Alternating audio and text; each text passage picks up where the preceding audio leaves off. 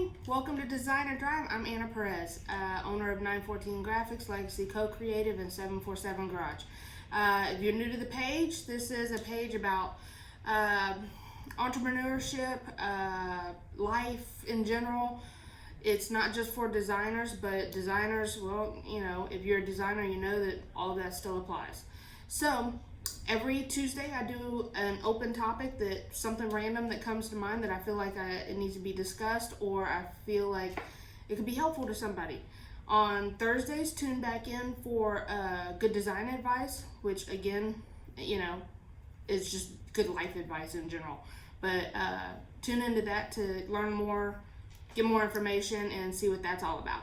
So before we get started, make sure that you have subscribed. Make sure that you have set your thing to where you get alarms, alerts whenever I upload a video.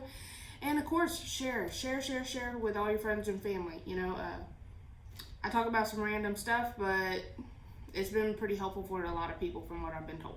All right, so let's get started on today's topic. So today's topic is on, hold on, got sidetracked. Today's topic is on how to get clients and how to keep clients. The topic came up yesterday with one of my new assistants. He had asked me how I got started and how I got the clientele I have and how I get clientele to come in. So this video is for a little more geared toward designers and also just entrepreneurs in general. So hopefully this is helpful. So what I told him when he asked me is that when I first got started 8 years ago, I started with my immediate group. So we'll start by saying, say you decided to start a business, or you are an aspiring graphic designer, whether you're a student or you're, just deciding to delve into it for whatever reason. So we'll start by saying when I got started, because all of my knowledge, all of my information that I give you on every video is off of my own personal experience. It's not right, it's not wrong, it's just my story, my experience, and you take from it what you will. So 9 years ago, I went into school to become a graphic designer, and immediately I started promoting myself to my local community and also my immediate circle.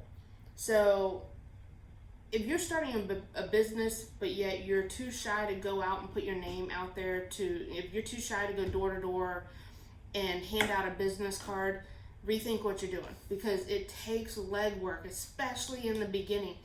People need to see your face. People need to hear your voice and talk to you and know what it is that you're offering them and why they should go with you, okay? So I spent probably the first year of school visiting every business in my hometown, and 99% of them weren't interested, but I still did it. Now, it took years. Today, a lot of those businesses come to me because they're like, oh yeah, I remember you. They may not have thought they needed me at the time, but when the subject comes up in their business or in their life that, oh, I need a graphic designer, they're like, hey, I met somebody. It was a few years ago, I don't remember her name, but because I keep putting my name out there and because I keep promoting myself, or they come across it and they're like, oh, hey, that's her. So I'm still getting messages from people I met 8-9 years ago, okay? I started with my local community, going door to door, but also I started with my small circle of friends. Now, for me, it really wasn't, I have a small circle, right? Your close friends, but for me, it was reaching out to the car community, because in all honesty, what I was doing was benefiting them, because I was doing t-shirts and I was doing decals and I was doing logos for, all these car groups that are popping up. And that's really where I got started, because it spread like wildfire. And that is why the basis of my business is still the car community, because that's where I'm homegrown from. Yeah, I offer a lot more than that, but my base customers are always going to be the car community, whether it's individuals that just want a Instagram hashtag for their car, or business owners that own shops or lots and stuff like that, right? detailers, muffler people, performance places, all of that falls under the umbrella of car community for me. And so what my advice for y'all, if you're getting started, is one, really get to know yourself, get to know your circle, okay? And yesterday's conversation was, I don't have a hobby, I don't have that kind of community or whatever. So say you don't have that. For some people, it's, for me it's car community, right? Say you're into sports and you have ties to like Little League or the small, the Little League, the equivalent of the Little League football or whatever, or the high school sports or something like that. Tap into that. It can be sports, it can be music, it can be arts, it can be all kinds of different things, right? Everybody should have a hobby that they're tied to, that they have this outer circle that they can reach out to and say, hey, by the way, in case you didn't know, I started my business, this is what I do, here's my card. If you don't mind referring somebody to me, or next time you need my services, contact me. It's a whole lot easier when you know the people or when y'all have something in common. So, I have friends that are designers that are really deep into the music community. Most of their work revolves around music. The local H-Town music scene it's big, right? And so if you're out there supporting your musicians that or whatever, let them know that you can offer services for them, whatever that services is, and just kind of put it out there. Everybody will need you eventually at one point in time in their life, or they're able to recommend you to somebody. So be proud of what you do and promote what you do like there's no tomorrow, and these people will remember, and they'll remember your name when they need you, okay? So that, say you don't have that outer circle, say you don't have a tie to sports or music or art or cars or whatever. So you just can't think of anything that you're a part of. This is really common in younger adults that are out of high school and they don't have the ties to the high school, friend circle anymore, or they are trying to find their place in this world, right? That's not uncommon. If this is you, do not feel like you're failing in any way. This is normal. From the age of 18, like graduation time, to about 23, you're going to be finding yourself, and you're going to be finding what's important to you. You're going to be finding your circle, finding your hobbies, all of this. Your life is shifting, and that is okay. So what do you do if you're trying to establish yourself during this time? Well, what you do, and this sounds, I'm going to be honest, it sounds kind of manipulative, but it's honestly, it's just how things work, okay? So what you do, you look at your immediate circle, okay? Your parents, your sister, your brother, your cousins, whatever, whoever's closest to you, right? And if you don't think that they need your services, because let's be honest, graphic design, unless somebody's starting a business or an organization, it's not something that they're ever going to think that they need you for, but they might know somebody. So then what you do is you look at, where do your inner circle, where do they work? Can you promote your services to their job? And you may or may not go through your friend or relative to do this, but it gives you a tie. Do you see what I'm saying? It gives you a link to that, or to that business. Go in and be like, hey, whether it's via email, via message, via stopping by personally, if that's a possibility, depending on the place, to be able to introduce yourself. If it comes up, let them know, yeah, I'm so-and-so's niece or nephew or whatever. They talk really good about you, so I thought that I'd come in and introduce myself. All right, so that's how you get started. And then once you have approached everybody that's linked to your inner circle, start branching out. Go through your Facebook. All right, I'm going to tell you right now, this is why Facebook was invented. So if you're not using it, you don't understand social media. Start with your friends list and start looking at where your friends work. You'd be surprised how many of your friends actually own businesses or are trying to start a business, and they may not be very vocal about it, but you never know, put it out there. So start going through your friends list, people that you're comfortable enough with approaching and going, hey, do you think that the company you work for, or your boss would be up for meeting with me, or an email, you think I can get his email address? Work your magic, okay? Be out there, be willing to put yourself out there. In the same aspect, be willing to understand that you might get shut down and told no. Don't force yourself on it. That becomes annoying. You gotta finesse it. You gotta be professional about it. You gotta be sincere, and you gotta be upfront and honest, okay? Be like, I'm trying to grow my business. Do you think that your company that you work for, the company that you own, would benefit from my services in any way?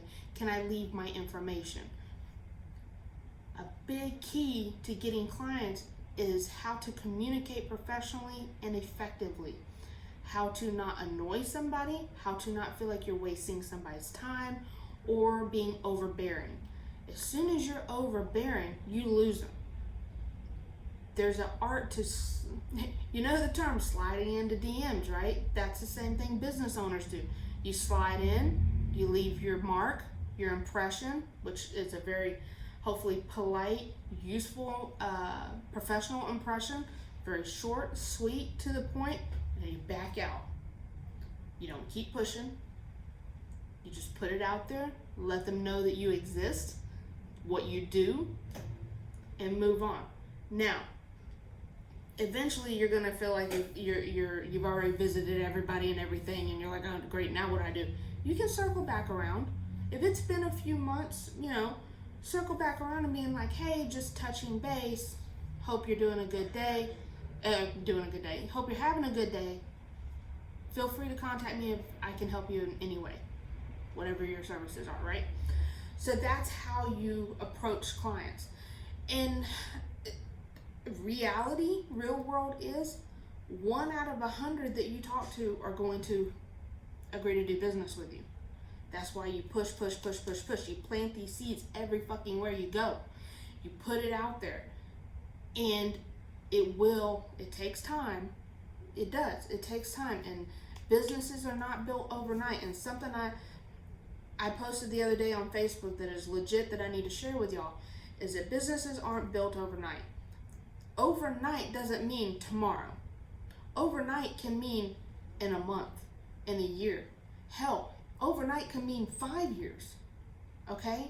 I know people that have been in business for 2 or 3 years and they sank. Why? Because they didn't put in the work. They thought they were free coasting after a year. No, sir. You are not free of anything after a year. You just barely got your toe wet in a year. You have to start over. So, not start over, but you got to keep going. You got to keep building. You got to keep planting those seeds and doing those visits and doing those DMs and the calls and the emails and all that. You never fucking stop doing that.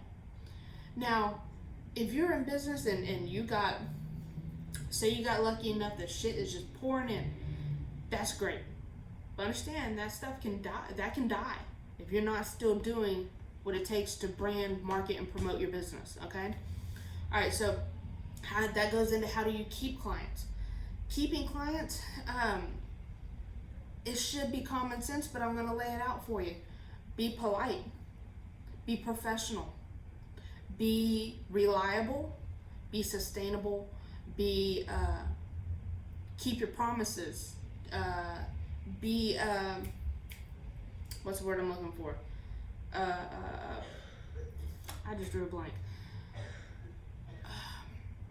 Where you do the same thing over and over again, where you're not changing constantly. You're very repetitive, very for real. The word just left. It just left my brain. All right, God, my nose. The rain's coming. My nose is killing me. All right, so don't keep staying in business and keeping clients doesn't have to do with how fancy your lobby is. Doesn't have to do with you wearing a suit and tie every day, or it doesn't mean having the biggest, baddest office shop or anything like that. No, it It has to do with you. It has to do with you and how you treat your clients, how they feel when they leave, how they feel after they've done work with you. If they have nothing but good things to say about you, they will come back. If they left with a bad taste in their mouth, whether it be customer service was bad, timing was bad, pricing was bad. I mean, if you've owned a business, you know that it could be anything. If they left with a bad taste in their mouth, then chances are they won't come back. Okay? So you do everything you can possible while obtaining your sense of I cannot talk today. Y'all see this? I obviously didn't have enough coffee this morning. But attaining your sense of responsibility to your business, responsibility to yourself, knowing that no, the customer is not always right. So if you have a customer that is better off going somewhere else, don't beat yourself up about it. It happens, okay? If you have a customer that feels like they're bashing you, watch my last video, the one last Wednesday, okay? Watch that one. We talked about that. Keep your sense of pride in what you do, but don't be too prideful. I hope that makes sense. Do what you got to do in every aspect of your business to make a good name for yourself and to love what you do. You know, if you love what you do, then it will mostly come natural, because you're going to want people to be happy when they leave you, not mad. You're going to want people to refer you to other people, other clients. You're going to want them to come back. You know, that's the ultimate goal of business, is repeat customers. And if you're handling situations right, and if you're handling your clients professionally and politely, and really giving them a sense of, man, I really liked working with them, I'm gonna go back, then you did your job, and you will be successful, because that's what it takes. So I hope that answered some questions when it comes to do with clients. And I could actually go on and on about it, but try not to make a half-hour video. So if y'all have any questions, if y'all really want me to go into this topic more, absolutely ask me. Put comments down below, or email me at 914graphics, grafix @gmail.com. Find me on Instagram, find me on Facebook. Hell, I'm even on Twitter now. So if you find me on any of those platforms, open up discussion with me. I would love to discuss it. So that's it for today.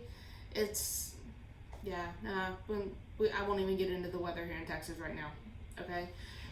So see y'all on Thursday during Good Advice Day. Hopefully it's good topics. Hope y'all enjoyed.